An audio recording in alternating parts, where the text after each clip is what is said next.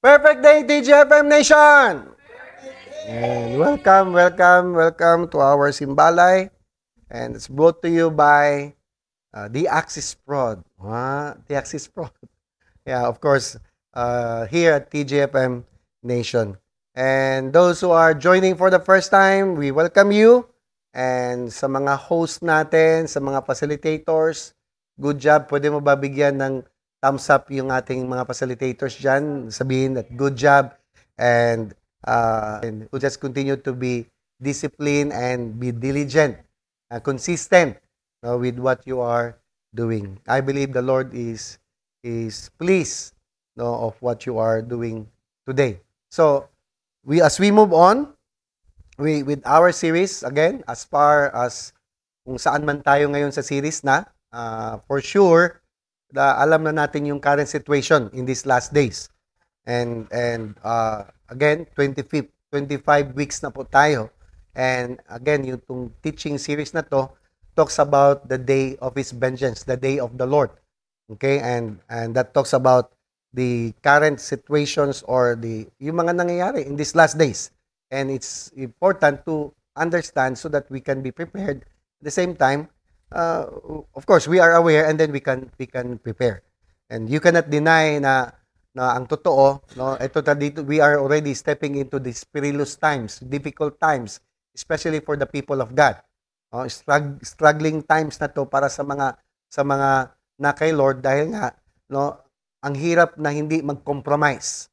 In our days today, ito na yung binabanggit ni Paul kay Timothy, that people will be lovers of themselves, napaka-unloving, yung iba napaka-unforgiving, proud, may mga gossipers pa talaga, boastful, may mga yung gusto kung pleasure lang, hindi ayaw talaga ng mga ginagawa na para kay Lord. Yung iba disobedient to parents, and more. Marami pa. In fact, if you look at us today, the situation here in the Philippines, may mga pastors at ministers na humihingi ng prayer, and nagpapa-intercede because yung ating Senator Joel Villanueva was informed, in-inform sila na yung Comprehensive Anti-Discrimination Bill is for sponsorship today, in the Senate by Senator Amy Marcos. So, itong bill na to, medyo nahanging to kasi hindi to naaprubahan the last time that this was presented. Pero ngayon, medyo may nag-sponsor. So, mauungkat na naman to and may posibilidad na maging legalized talaga to. Actually, ang behind nito is actually the SOGI bill. So you would wonder, yung Senator Villanueva, na-realize niya, na-found out niya, na kaya pala si Miss Risa Hontiveros ina-advocate niya talaga yung LGBTQ++ is because yung daughter niya has come out of the open. Na meron palang, issue. So in fact, meron silang testimony. The testimony is actually coming out from I think you can check it out, maybe nasa TikTok, na may testimony siya about her story. So imagine mo, parang nila-launch yung kanyang pag-come out to the open that she is like what? Okay, whatever. So, again, it's not a surprise. Sino na surprise dito? Wala, hindi tayo masa-surprise kasi this was already been mentioned many years. Right? Jesus already said that this wickedness will be in the days like in the days of Lot. So, yung mga nangyayari ngayon, picture lang to sa mga nangyayari noon.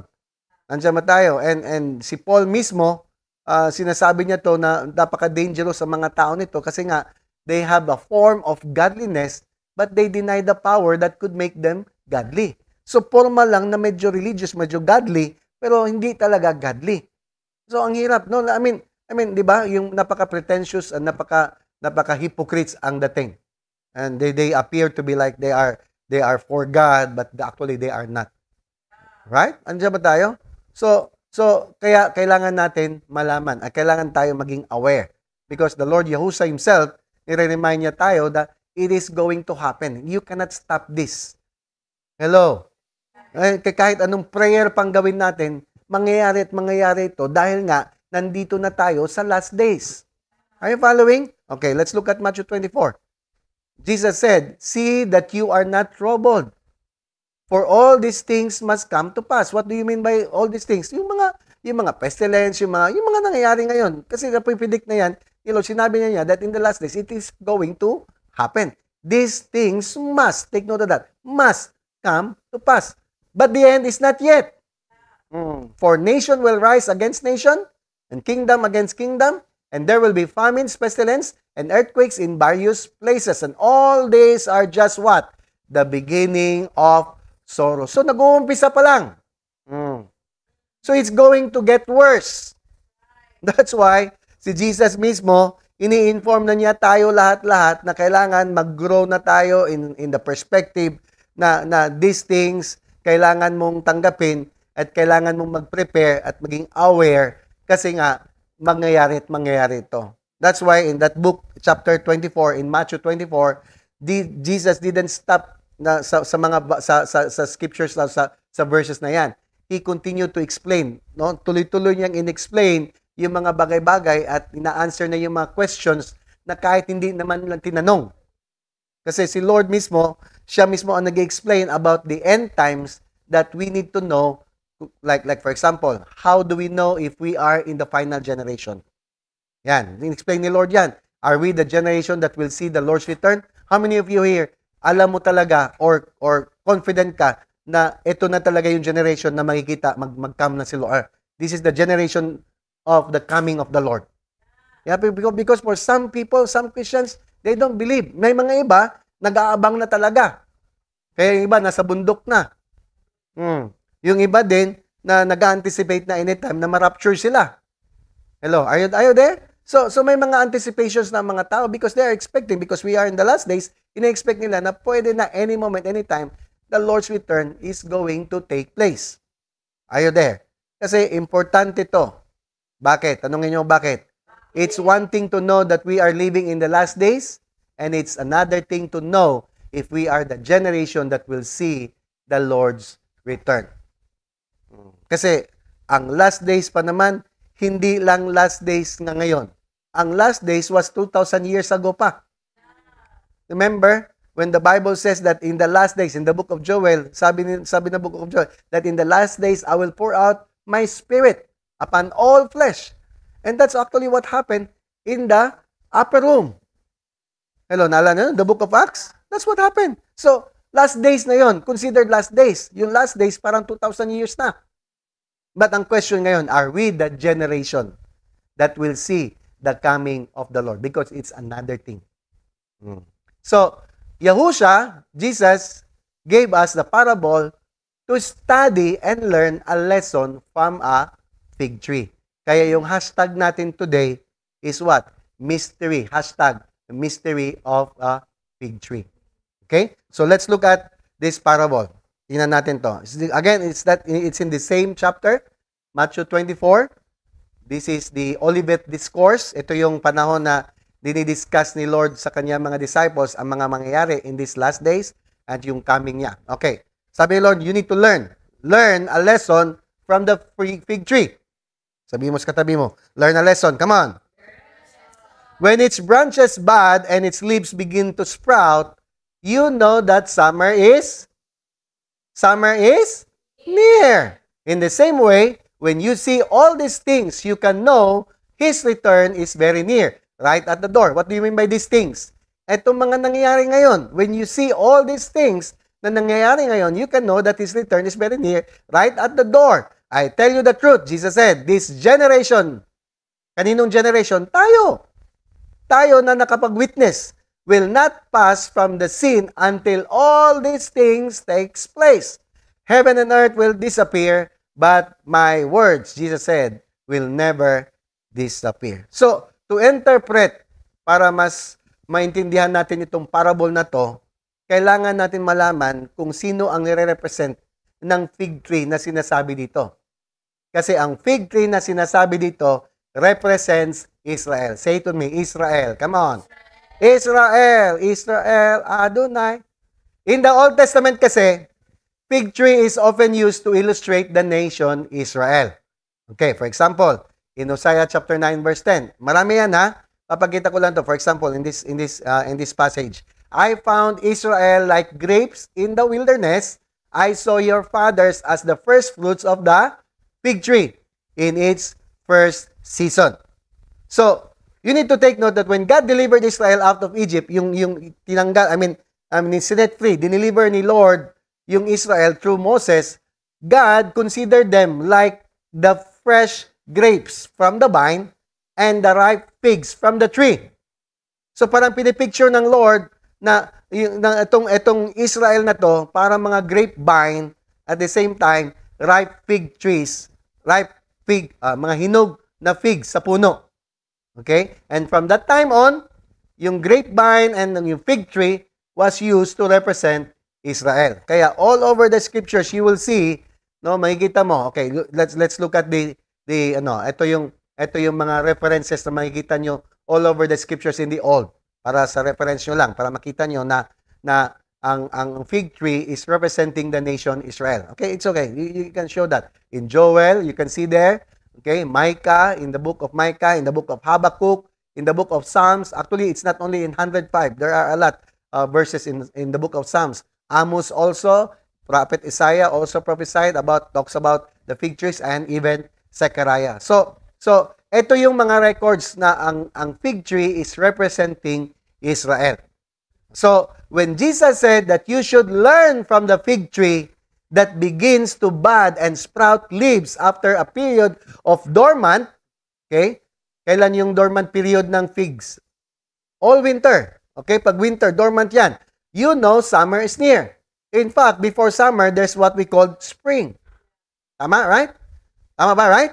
So kailangan mo daw ma-learn ng lesson and obserbahan mo yung fig trees. Na after the leaves, the buds, lahat to na naging dormant all winter, then you know summer is near. Before summer, in fact, makikita mo na magbo-bloom na itong mga colorful na mga tama ba, right? No, yung mga leaves, yung mga magkakaroon ng kulay during the spring. So this means when Israel comes to life again as a nation. Take note of this. After being dormant for more than 2,000 years, you know that Christ's return is near, even at the door.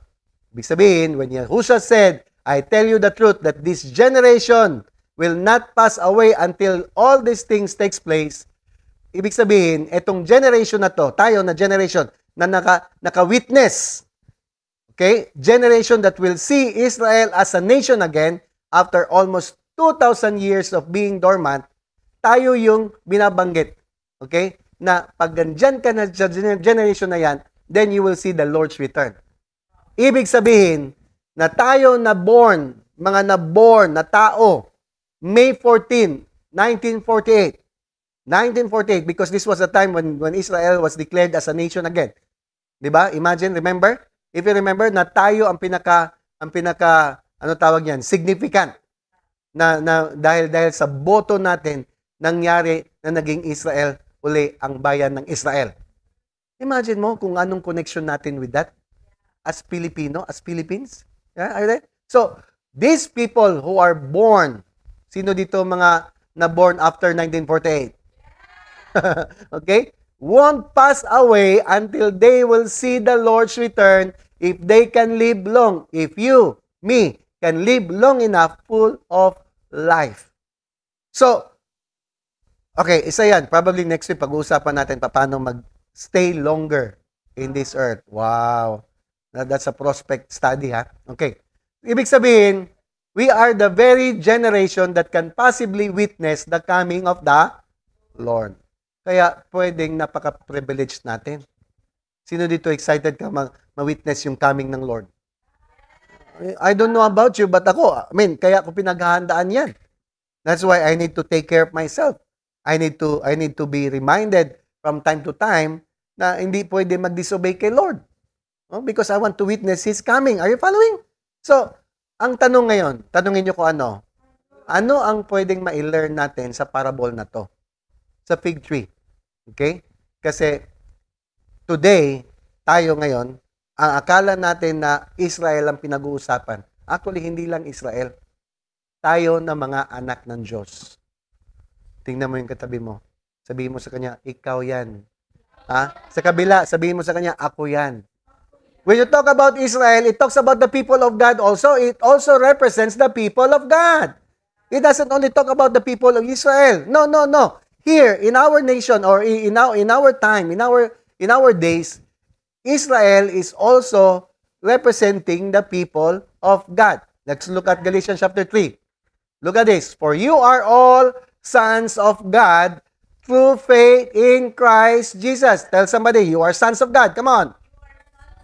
Yeah. And there is neither Jew ka man or Gentiles, Jew ka man or Greek, neither slave or free, there is neither male or female, lalaki ka man o babae, all of us are one in Christ Jesus. So, ibig sabihin, lahat ng nakay Lord, whether you are an Israelite or Jew, or you are Indian, or whatever, all of us are one in Christ Jesus. So, when you read the scriptures, pagbasa mo ng Bible, makikita mong Israel dyan, isipin mo kaagad, picture mo kaagad, that it's not only the people of God, it talks also about you as a believer, as a disciple, as a saint, as a sons of God.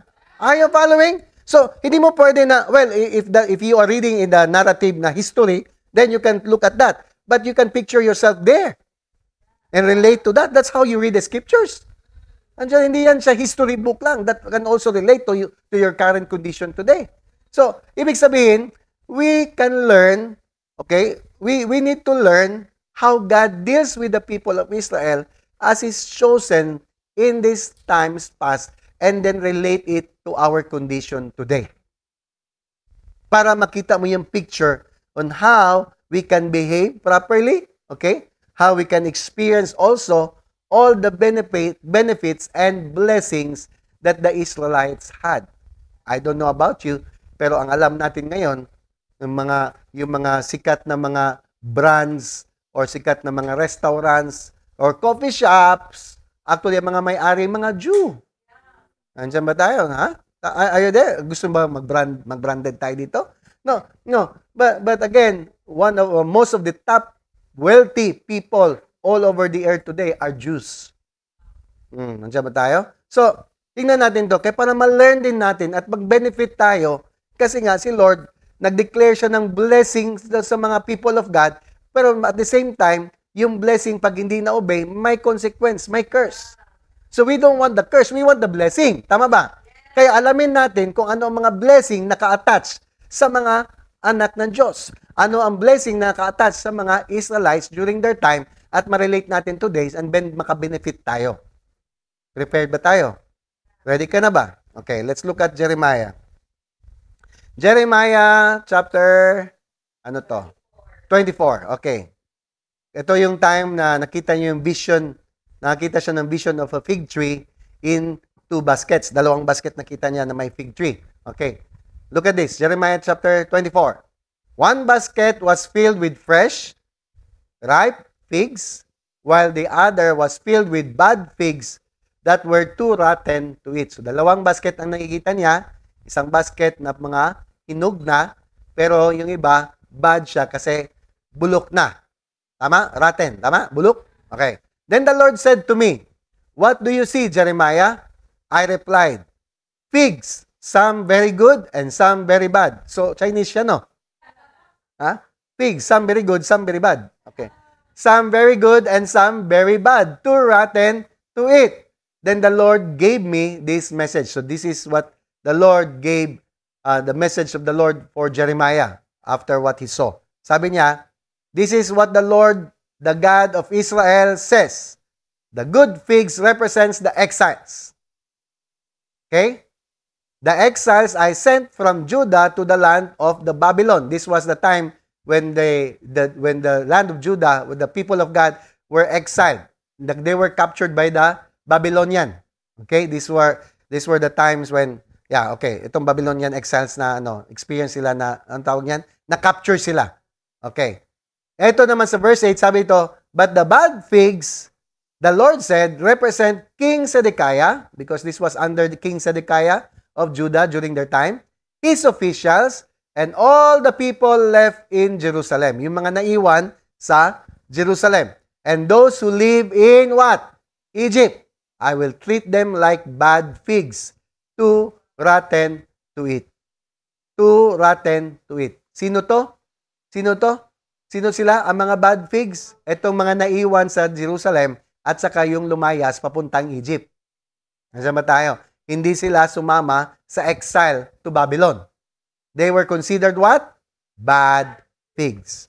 So, good figs represents the children of Israel na mga nag-obey and submitted to His will. Imagine mo to. Imagine to. No? Kahit pa na-exile sila, yung mga nag-yield, meaning yung mga nagpa-capture, yung mga nagpaalila, they were called by the Lord as good figs. Kaya pala sa kingdom, in the kingdom perspective, pag sampalin ka sa kabila, bigay mo yung kabila. Ha? Because that's how kingdom works. Kayo, na-exile kayo. The reason and the purpose why, the reason behind why they were exiled, tanungin niyo ko bakit? Because of disobedience. Ang problema kasi ng mga tao ngayon, nag-disobey ka, mag-grip ka dapat sa consequence, pero yung consequence, inaayawan mo pa. Kaya mas lalong naghihirap ka. Hindi mo inaamin na itong consequence mo, supposed to be, dapat process mo to as a learning period mo, season, para mag-grow ka. Kaya itong mga na-exile, alam nila na consequence to ng kanilang disobedience in the past. That's why most of them yield to that exile into Babylon. Nag-yield sila to slavery in Babylon kasi alam nila may nagawa silang kasalanan. And the Lord approved them and called them as what? Good figs. Nandiyan ba tayo? So, sa buhay natin, I don't know about you, pero may mga unlikable circumstances tayo na beyond sa ating capacity to understand bakit nangyayari ito. Alam niyo ba ano dapat gawin? Mag-yield lang. Mag-trust lang kay Lord. And di ka dapat mag-waver. Because the Lord is pleased to those who would not grumble before the Lord. Mag-yield ka lang. Sabihin mo sa katabi, mag-yield ka lang. Yield. Ha? Anong Tagalog sa yield? Yung sige lang. Surrender lang. Sumuko ka lang. Sumuko ka lang. Sumuko at sumuka. Okay. Basta. Okay, mag-yield ka lang. Bad figs represent the children of Israel who disobey God and refuse to submit to His will. Ayaw nila mag-go through ng consequence. May nakita, may na-picture ba kayo? Yung mga nasa simbahan na nahuli na, pero ayaw magpa-process. Iba talaga ang Tagalog, in our language, mas magkakaroon ka ng deeper, more revelation while you're, na-picture ko tuloy, yung mga nahuli ka na nga, ayaw mo pang umamin. Ang problema, nahuli na, hindi pa rin kulong. may mga nakikita kasi, di ba? Nahuli pero hindi kulong. May mga taong ganyan, no? Na they don't want to admit their problem.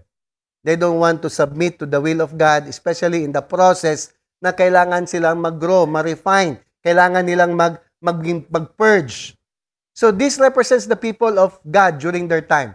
Na alam nilang may disobedience ang ginawa, pero they refuse to go with the exile. They refuse to submit to the will of the, nagtago sila, they managed to stay there, and even the king refuses to be captured. Buti lang, hindi siya pinatay.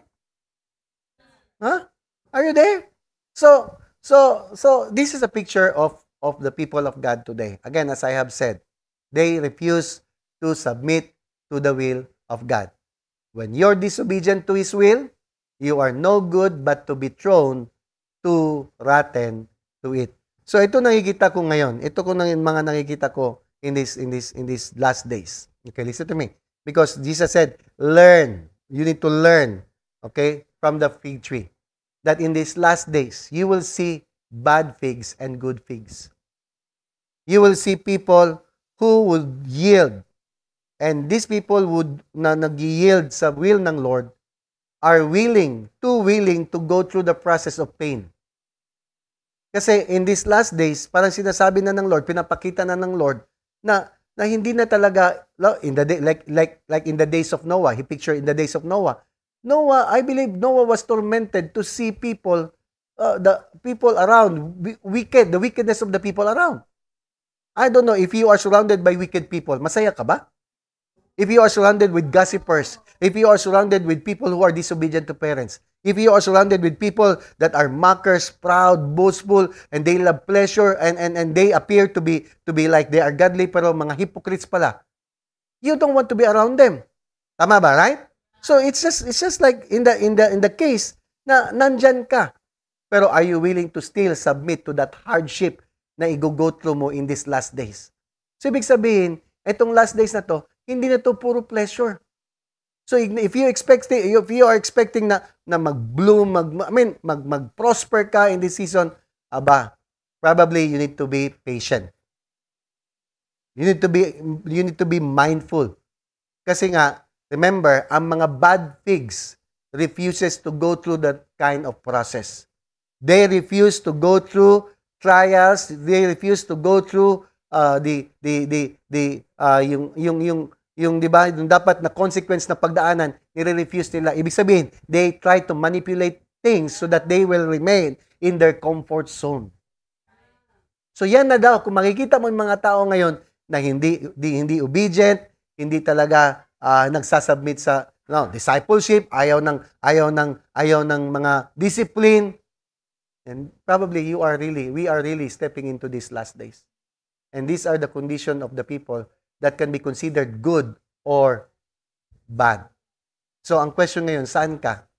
Are you in the good side or in the bad side? Are you willing to be the fig, okay, that will yield towards the pressure, no, na pagdaanan mo yung pressure, pagdaanan mo yung mga temptations, pagdadaanan mo yung mga persecutions, but still you yield and submit to the will of God. You still obey. Or, ikaw yung chill lang, basta't magsimba lang.